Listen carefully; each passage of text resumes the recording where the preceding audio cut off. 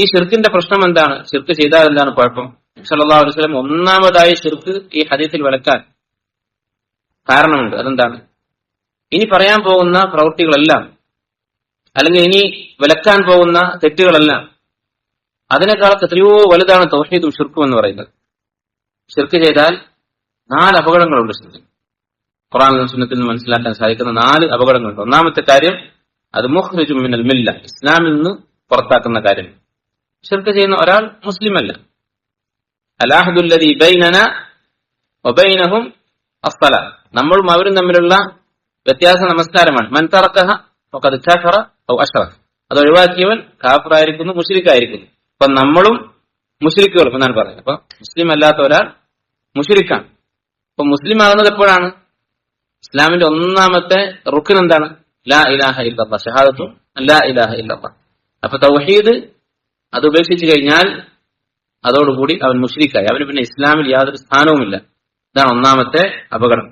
രണ്ടാമത്തെ കാര്യം, അൽ ഖുലൂദു ഫിന്നാർ, നരകത്തിൽ ശാശ്വതരായി കഴിയേണ്ടി വരും.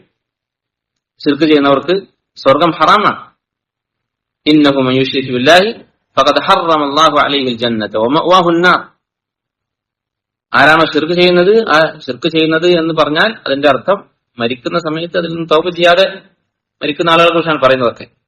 ആരാണോ ശിർക്കോടുകൂടി മരിച്ചു പോകുന്നത്, ഫഖദ് ഹറമല്ലാഹു അലൈഹിൽ ജന്നത, സ്വർഗം അവന് ഹറാമാണ്.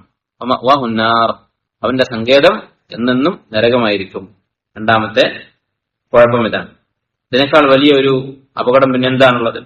മൂന്നാമത്തെ പ്രശ്നം, അല്ലാഹു സുബ്ഹാനഹു വ തആല ശിർക്ക് ചെയ്യുന്നവർക്ക് അവരുടെ പാപങ്ങൾ പുറത്തു കൊടുക്കുകയില്ല.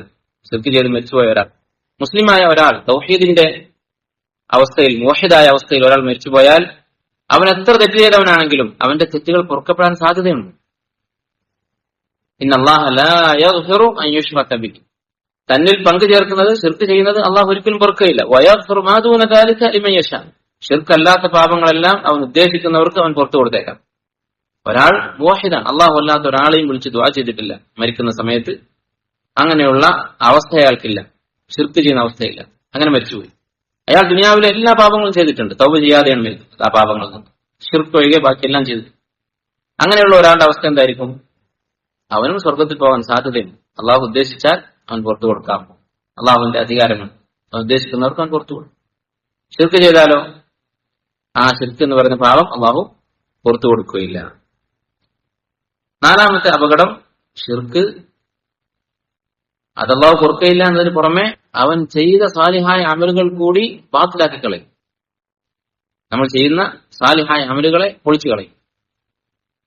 അല്ലാഹു സുബ്ഹാനഹു വ തആല നബി സല്ലല്ലാഹു അലൈഹി വസല്ലമയോട് പറഞ്ഞില്ലേ, ഇൻ അശ്റക്ത ലയഹ്ബതന്ന അമലുക, നീ ശിർക്ക് ചെയ്താൽ നീ ചെയ്ത അമലുകളെല്ലാം പൊളിഞ്ഞു പോകും എന്നാണ് നബി സല്ലല്ലാഹു അലൈഹി വസല്ലം പറയുന്നത്. വലോ അശ്റഖു, അമ്പിയാക്കളെ കുറിച്ച് പറയുകയാണ്, അവർ ശിർക്ക് ചെയ്താൽ ലഹബിത അൻഹും മാ കാനൂ യഅമലൂൻ, അവർ ചെയ്തിരുന്ന അമലുകളെല്ലാം, അവരുടെ ത്യാഗങ്ങൾ, അവരുടെ ജിഹാദ്, അവരുടെ ദഅവത്ത് എല്ലാം പൊളിഞ്ഞു പോകും. അപ്പൊ ശിർക്ക് അമലുകൾ ബാത്തില. ഈ 4 കാര്യങ്ങളാണ് ശിർക്കിന്റെ അപകടം. ഇതിനേക്കാൾ വലിയ എന്ത് അപകടമാണ്